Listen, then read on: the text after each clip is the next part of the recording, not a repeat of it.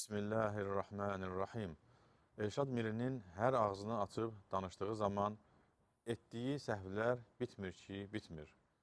Həmin səhvlərindən də biri Peyğəmbərlərə aleyhissələm salam olsun deməklə güya bizim onları özümüzdən uzaqlaşdırdığımızı batilcəsinə iddia edir. Peyğəmbəri özümüzə yaxın bilirik. Allah bizə sahibukum dediyi peyğəmbərləri biz bəli öz dostumuz olaraq qəbul edirik. Onların adı çəkiləndə əlavə sözlər əlavə eləyib özümüzdən uzaqlaşdırmırıq. Həzrəti Muhammed demirik. Və yaxud da Muhammed sallallahu aleyhi və səlləm, Muhammed aleyhissalam, Muhammed aleyhissalatu vəssalam kimi ifadələr işlədib peyğəmbəri özümüzdən uzaqlaşdırmırıq. Peyğəmbərimizi əksinə özümüzünküləşdiririk və Quranın bizə tanıtdığı peyğəmbər anlayışını biz qəbul edib mənimsəyirik. Bu adam anlamır ki, əksinə bir kəsə salam demək, ona dua etmək daha da ülfət yaradır və yaxınlıq yaradır. Sənin bu çürük iddiaların nə dinə, Qurana uyğun deyil, nə də məntiqə uyğun deyil. Allah buyurur ki, həqiqətən Allah və onun mələkləri Peyğəmbərə salavat deyirlər. Ey iman gətirənlər, siz də ona salavat deyib, layiqincə salamlayın. Məgər uca Allah bizə Peyğəmbərinə salavat və salam deyin deyəndə Peyğəmbərdən uzaqlaşmağı mı əmr edir? Uca Allah Nuh aleyhisselam haqda buyurur.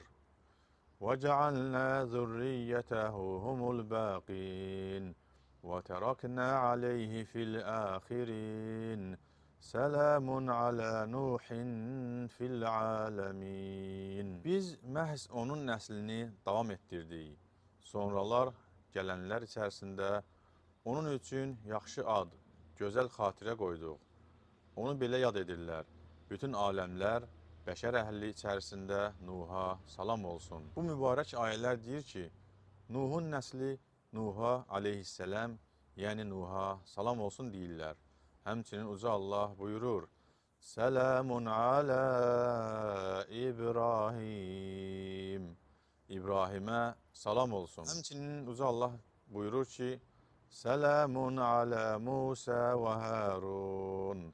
Musaya və Haruna salam olsun. Həmçinin uca Allah buyurur, Subhanə rabbikə rabbil izzəti ammə yasifun və sələmun aləl mürsəlin vəlhəmdülillahi rabbil aləmin.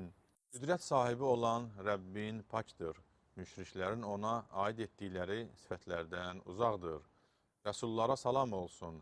Aləmlərin Rəbbi olan Allaha həmd olsun. Adam artıq qorxur ki, bir gün miri deyəcək ki, Allaha da həmd etmək, əlhəmdülillah demək olmaz. Bu ayələrdə bir məna odur ki, insanlar Allah rəsullarına, peyğəmbərlərinə salam deyirlər. Bir mənası da odur ki, uca Allah özü onlara salam deyir. Hər iki məna bizim üçün nümunədir. Əziz izləyicilər, indi özünüz qərar verin. Quran dilini və ayələrini bilməyən, Fransadan fətvalar piləyən Elşada inanaq, yoxsa uca Allahın ayələrinə?